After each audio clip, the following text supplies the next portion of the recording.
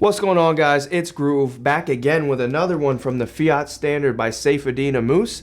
And in this video, we're going to be going over what this Fiat system does to life. So he says the system that we live in today, this Fiat dollar-backed debt system, he says it goes against nature. He says nature offers humans a reality, and we must learn to deal with this reality. You must sow to reap. You must work to be rewarded, or you will suffer by not working. This is the nature of life in all living beings. Every creature needs to spend its day searching for food and trying to avoid becoming food. This is the natural survival instinct without which we would not have survived or be here today. Fiat disrupts this natural order. It severs the connection between work and reward. Fiat money makes the monetary reward highly dependent on political obedience and connections. Again, that's how you make the most money today. You need to be obedient to whatever political party is in charge, and you need to make connections. It's whoever's closest to the money printers. That's a really key big thing that a lot of people don't talk about. If you can get government contracts, that's where all the money is. If you have the connections to be able to get those contracts, that's how you make all the money. But that also requires being obedient to them as well. He says instead of learning to be productive, Fiat teaches you to play politics. Instead of your work being rewarded based on its productivity, it is rewarded based on artificial status games. So why is this even important? Who cares? Why does this matter? When money is controlled by the government, this process is perverted, and this profit and loss mechanism is sabotaged. So, everybody feels like their life is getting worse today because of capitalism, or I see a lot of that on social media. Oh my God, we hate capitalism. This is so bad. My family is in, such poverty and it's because of capitalism. And it's like, no, we don't live in true free market capitalism. We live in a crony capitalism. We live in a whoever's closest to the money printers and whoever's, giving kickbacks to politicians. Those are the people that are going to win in this system. We don't live in a free market capitalist society. Again, this is why it's so important to understand the system that we live in so you can better move throughout it. He says, as we continue to live in this fiat debt-based system, the future becomes heavily discounted. There's less incentive to be civil, prudent, or law-abiding, and more incentive to be reckless, criminal, or dangerous.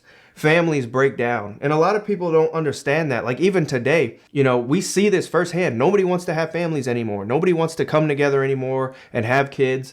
And a lot of the reason is financial. And it's going to get worse. Money just becomes devalued over time, and it's just going to get worse. And it's true what he says about, becoming more criminal or more dangerous. Even that guy he killed that medical CEO, I forgot the name, but, there are a lot of people online saying that guy is justified in doing that because these CEOs and these elites are, they are preying off the weak. It's like, this is where we've gotten. This guy literally shot the man in cold blood in the back, and people are saying that he was justified in doing that. This is all because of this fiat debt-based system that we live in that just erodes over time. And then it starts to erode society and the way we think and what is good and what is bad and what is right and what is wrong. He also talks about how under the gold standard, homes were built to last. So if you didn't know, in 1971, Nixon took us off the gold standard, and after that, it was just all funny money. But before that, the dollar was actually backed by gold. And he said that houses were built to last. He said the owner would have saved since their childhood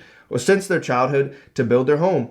And they usually built it with the intentions of living in it for the rest of their lives. But in the 20th century, homes were built cheaply with very little regard for the building's long-term prospects. Homes today, they're way more expensive than they used to be, and they are built more cheaply. This is the world we live in now. I have to pay 2 and 3 and 4 times as much as somebody used to pay in the past, but the house is trash now. The quality is trash now, and it's thrown up in 3 minutes, and it's terrible. But again, this is the system that we live in. As the ability to provide for the future is compromised, the desire to account for it declines.